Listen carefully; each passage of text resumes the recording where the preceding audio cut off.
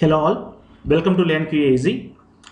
In this video, I'm going to discuss about test strategy and different levels of test execution, and what is retesting and what is regression testing, and what is bug leakage and what is test design. Okay, so as I told you before, if you want to see topic wise manual testing course, go to LearnQAEasy, go to manual testing page. There you can see module wise, topic wise course content, so you can follow this. Okay, what is strategy?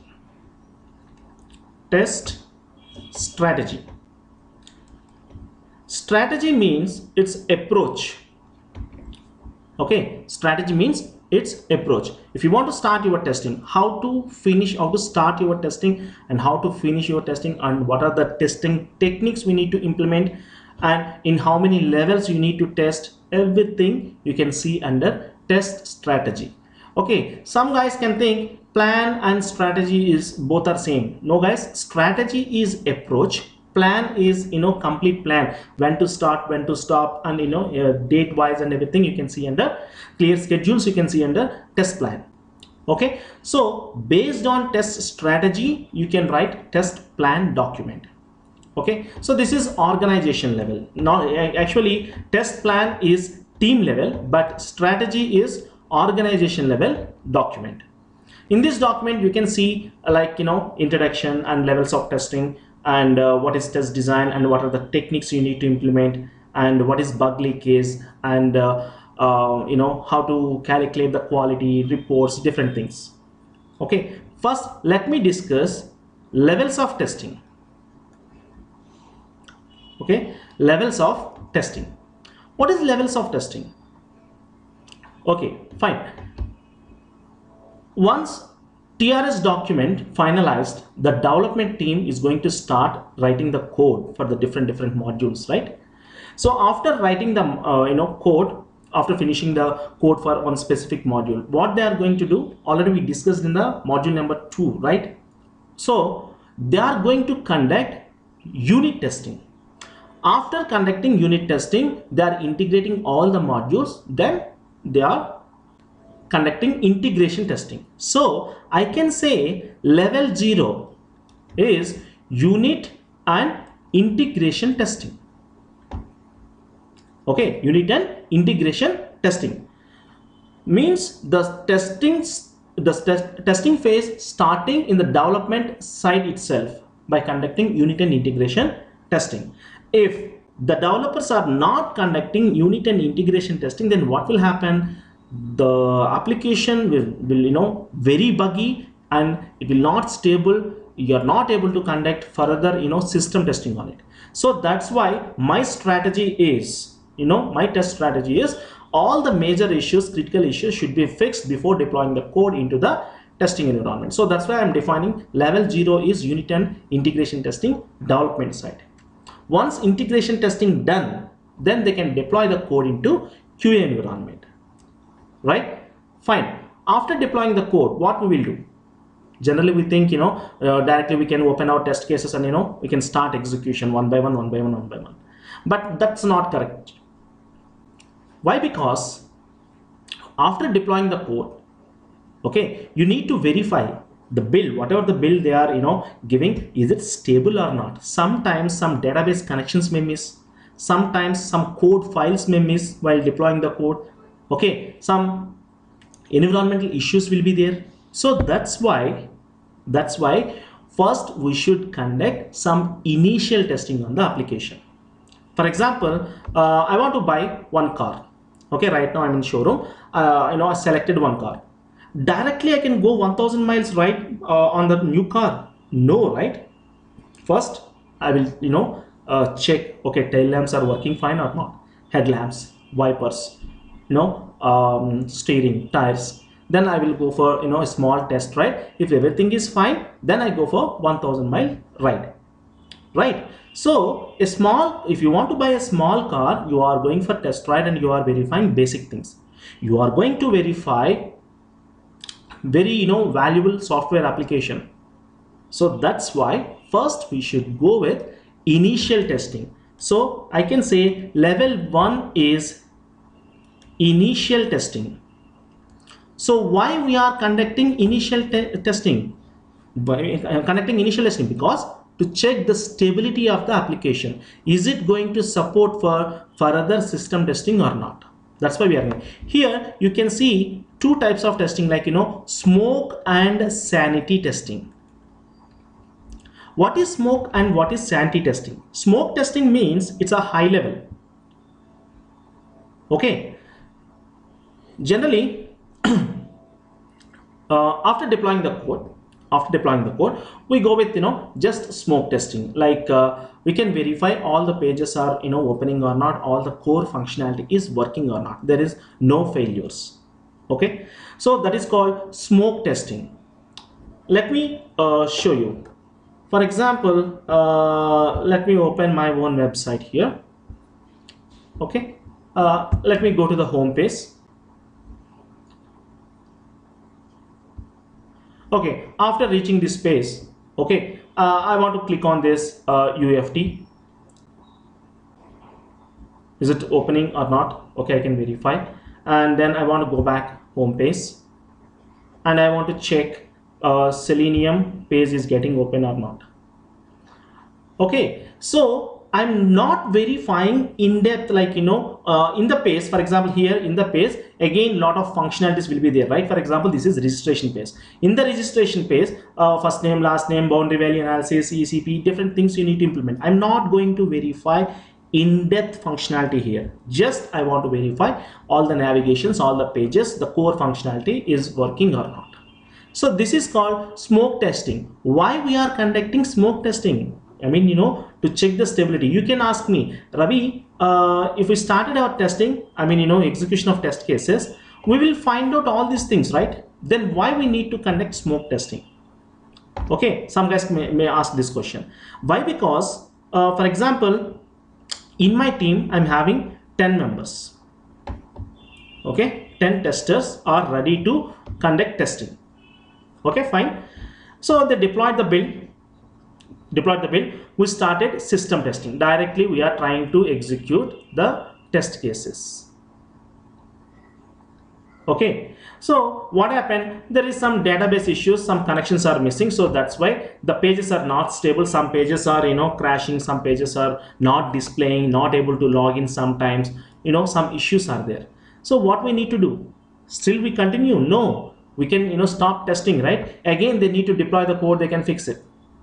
So what will happen here? The total 10 testers wasting the time. Okay, 10 into 8, total 80 hours lost here. Then what I need to do? What I will do is, after deploying the code, the developers, one senior tester will take care of the smoke testing immediately. I mean, he will check the core functionality. The remaining testers will continue with their works. They will prepare their test data and all the stuff. Okay, one guy will conduct smoke testing on the application. Means usually the QA lead will take care of this. Okay, if we have automation scripts, then we will conduct smoke test as a automation, automation smoke script we can execute. Fine.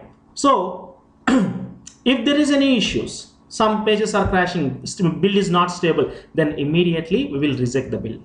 They can deploy another fixed build into the testing environment. So that's why we are conducting smoke testing on the application. Okay, clear?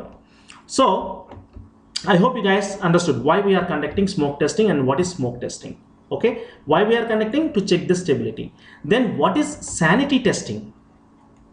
What is sanity testing? Sanity testing is nothing but already we conducted smoke testing, we started system testing. All of a sudden some changes they are implementing. Okay, they are not changing core functionality, or they are not giving any new release, new build. Okay, they added some changes.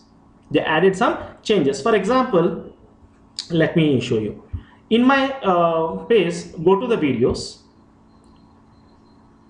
Okay, so in the videos I'm having module number 1, 2, 3, 4 videos.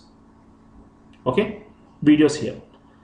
So all of a sudden the development team, as per client requirement, they are giving option for add 2 more videos. So they are not changing any core functionality, just they are giving some changes. In that case, I'm not going to verify again all the pages, all the navigations. Just only I can verify video space, up to video space, because the changes are coming in only video space, right? So I will check only video space. That is called sanity testing, a specific part you need to verify to check the is it supporting further system testing or not. That is called sanity testing. Okay, so smoke and sanity comes under level 1, initial testing to check the stability. Then level 2, system testing. Once build is stable, sometimes they may interviews they may ask you, have you conducted system testing before? You can say yes. Okay, if you find any issues in the system testing, what you will do? Immediately, some guys, experienced guys, okay, but if you don't have any experience, usually you think if you find any bug, you will report a bug. They can say I will report bug. No guys, in smoke testing or sanity testing, if you find any issues like if build is not stable, you can reject the build by writing a mail, so and so issues found in initial build, so it's not stable, so that's why we are rejecting the build. We are not going to report any bugs over here. Under system testing only you will report the bugs. Okay, so just keep it in mind. Once you feel system is stable, then you can accept the build, then you can start your system testing. Whatever the test cases you develop, you can start execution one by one. Why we are conducting system testing? To find out the bugs, right? To find out the bugs. If you find any bug, you will report to the developers. Those guys will take care of that, like as we discussed in the last module, they can fix it. After fixing the bug, they can deploy the fixed code into your environment. Okay, so what you need to do now, you need to test again. You are not supposed to leave it. If they said fixed, you are not leaving it. Again, you need to test it. That is called retesting. Okay, what is retesting? You are verifying the fixed bug. That is called retesting. Okay, so you can fix after fixing each and every bug, you can check the each and every bug, and you can change the status to tested or reopen. Then level 4 is regression testing. Regression testing. What is regression testing? New term, right? What is regression testing?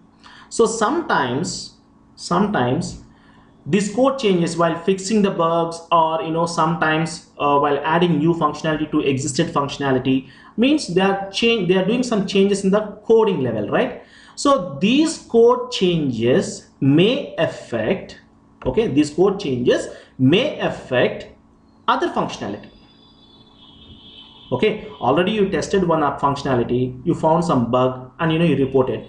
While they are fixing the bug, okay, the bug got fixed, but these code changes affected past test case. You don't know that. You cannot deploy the code with that bug, right? So that's why again you need to test the complete the pace. That is called regression testing. Okay, so retesting is different and regression testing is different. In interviews they may ask you, retesting and regression testing both are same? No, retesting means you are verifying only the fixed bug area. Regression testing means the code changes may affect existed, so that's why you need to verify the complete area. Okay, so let me explain regression testing with some example. Okay, in interviews they may ask you, like for example, I'm having 3 applications, okay, like A, B, C. The relation between these 3 applications like this. Okay, we are planning to do some changes. For example, in B application, currently we are having 32-bit field. We are planning to change to 64-bit field. Okay, we are doing some changes in it. Then what is your regression strategy? I'm having 100 test cases on A application, 100 test cases on B application, 300 test cases on C application. So what is your regression strategy? Are you going to execute the total test cases 100 plus 100 plus 300 or any other strategy? So here the new changes are coming on the application B. So obviously you need to test complete 100 test cases. Okay, these, I mean, you know, the B application directly related with A. So sometimes these code changes may affect A. So you need to verify the total 100. But there is no direct relation between B and C.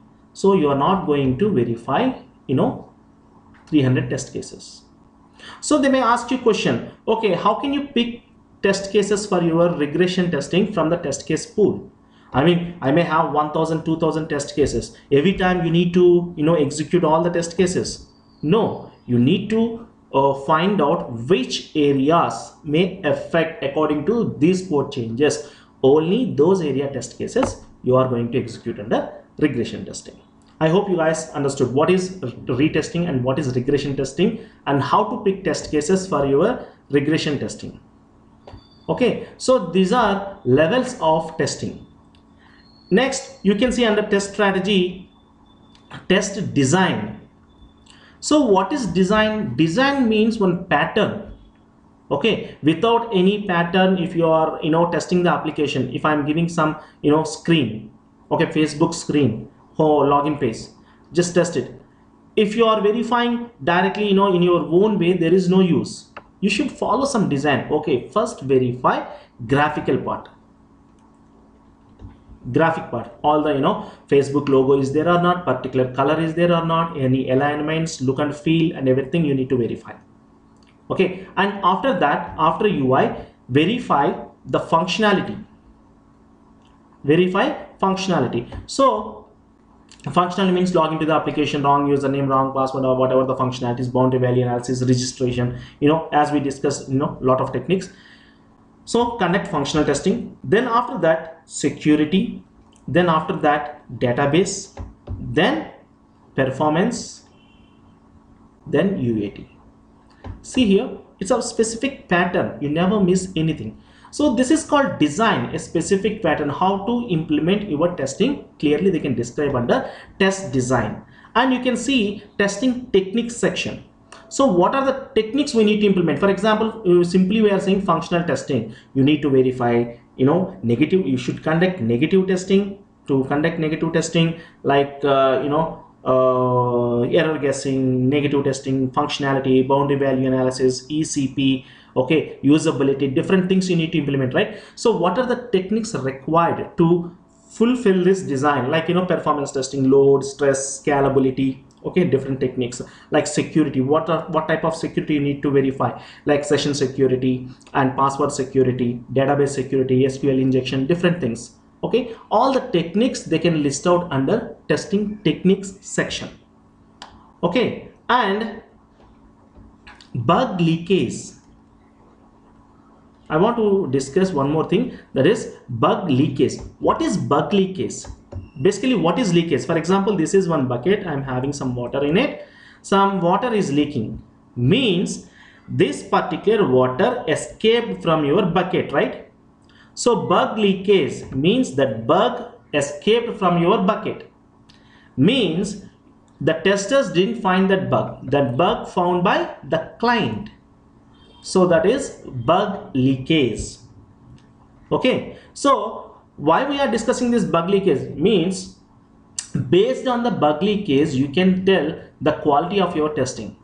Okay. The client found 30 bugs in production. So how is your testing quality? It's very bad, right? It's very bad. So there is some you know, calculations. Okay, based on the formulas, you can identify the quality of the development and the quality of the testing. For example, we have 1000 test cases. 1000 test cases we executed. Okay, in these 1000 test cases, we reported around 400 bugs. Then how is the development quality? It's very worst, right?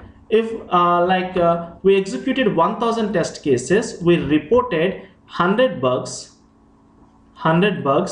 and client reported 20 bugs from the production. How is the testing quality? It's very, very worst, right? So what I'm trying to say is here, actually these calculations are all stuff for normal experienced people. It's not required, but you should know. So based on the some formulas and calculations, you can identify the quality of testing and quality of development. Okay, so next, automation. So in automation section, if they have any licensed tools, any team, automation team, what is automation and what are the uses, where we need to implement automation, everything clearly they can define under automation section. Okay, usually in real time for regression purpose we use automation.